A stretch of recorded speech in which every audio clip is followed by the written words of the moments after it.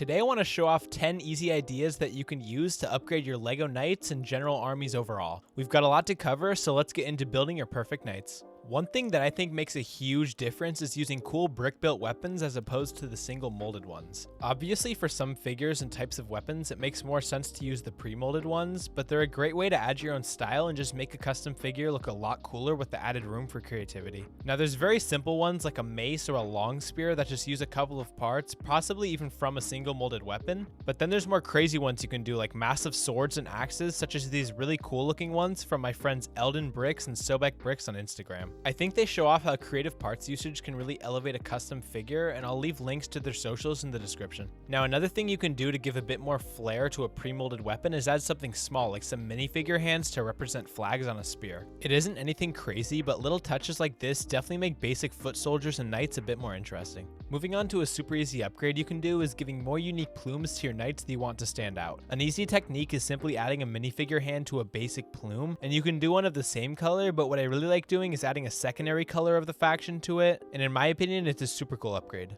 The one thing I will warn you about is that it creates a bit of a gap which can make the plume easier to fall off. The other thing you can do is use certain parts like the 1x1 rounded stud with a hole to add parts that otherwise wouldn't be compatible to helmets, such as this cool dark red ponytail from Nexo Knights. Now, one thing that I think more people could incorporate into their knights, but also armies in general, is doing more arm swapping. Even just for basic foot soldiers, swapping arms around a bit to add more of an armored look or complement a different color of the faction can really make figures look a lot cooler. One pair of arms that I love for basic foot soldiers is Tasha the Witch Queen's arms from the D&D CMF, but I also love adding silver or pearl dark gray arms to complement their helmets and add a bit more of an armored look. Now, for higher ranking knights and leaders, having cool printed arms like the ones from the Dragonborn Paladin or Series 15 Frightening Knight can really be an awesome addition and make the figure stand out a bit extra. For people who are concerned about swapping arms, there is obviously always going to be risk of cracking, and I wouldn't recommend swapping the arms from old reddish brown, dark red, and dark brown torsos, but a new technique that I've been using for swapping arms has been this here from Sobek Bricks, where you simply take the hand off and pull the arm away, leaving no damage on the torso. Then I put another arm back in and just pop it in straight, and there you go. The arms are swapped without any damage. There is always going to be some inherent level of risk, but if you understand how to safely swap arms and do it well, it really shouldn't cause many problems. I would just recommend practicing first on some city figs or other torsos you don't care about. Anyhow, next up, I would say a great way to upgrade literally any unit in your army is adding more capes. Now, of course, most people add capes to their leaders to give them a bit of flair, but I think something that can be really cool is adding capes to some other units as well. For me personally, I really like adding Mando capes to a lot of my armies just to give to the foot soldiers because they can help complement the colors of the faction, and it just adds something extra to each figure. You can also just use capes for the leader of each unit if you want to add some more flair, even if you don't add them to the full army. Another thing that you can do for more high ranking or special knights is add different styles of capes aside from the standard ones, such as cool tattered capes for evil looking knights, or bigger capes like the one from the King CMF.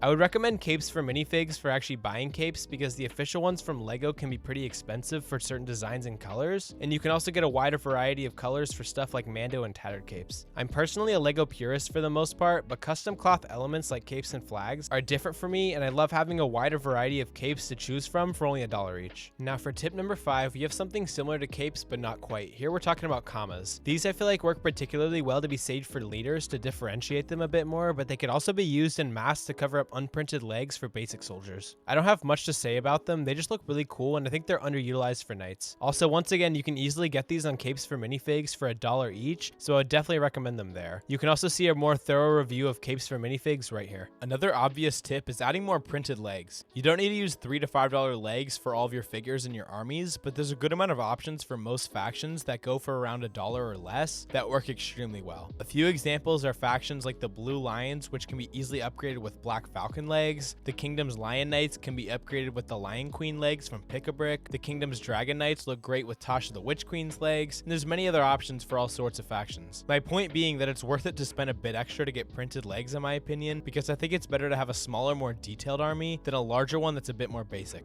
Now, a technique that I want to show off for making a knight look extremely armored is that you can actually combine the armored shoulder pads with the molded chest plate as long as you have a cape in between them to cover up the gap. I personally don't use this technique much because it can slightly bend the shoulder pads, but I've noticed that with the slightly thicker capes from capes for minifigs or the Wolfpack Beastmaster, you can cover up that center gap very well without having to bend the shoulder pads very much. Another thing you can do if you want to increase the armored look of a knight is you can always use a black or other solid colored head under the helmet as if it's fully covering the minifigure's eyes instead of a face print. This is something that I want to play around with a bit more because it honestly looks really cool, especially for a darker and grittier looking knight. Now, tip number 9 might seem counterintuitive, but it's having no helmet for your leaders and commanders. I really like to show off a unique face print and hair combo for some extra personality and make them stand out as a special unit. As cool as the fully decked out knights are with heavy plate armor and awesome helmets, I really love to give a bit more personality to my leaders, so I oftentimes don't give them helmets, or helmets like the visored one that flips up so it can still show their face. One final tip that's more of a general one for army building is to add more diversity. Having different torsos and legs on different figures to differentiate unit types or even within units really makes a huge difference in the look of an overall army, and I definitely think having a more diverse, high quality army is better than a bigger clone looking army.